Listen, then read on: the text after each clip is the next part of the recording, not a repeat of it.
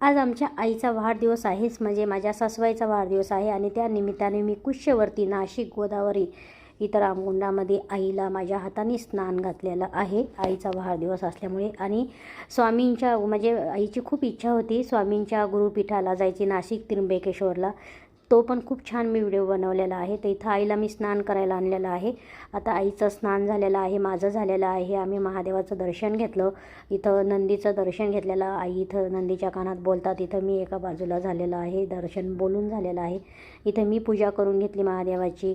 माझी पूजा झाली की आईने पूजा करून घेतलेली आहे. स्वामीच्या मठामध्ये जाऊन आम्ही पारायण केलं, एकासनी पारायण केलं, आरती झाली.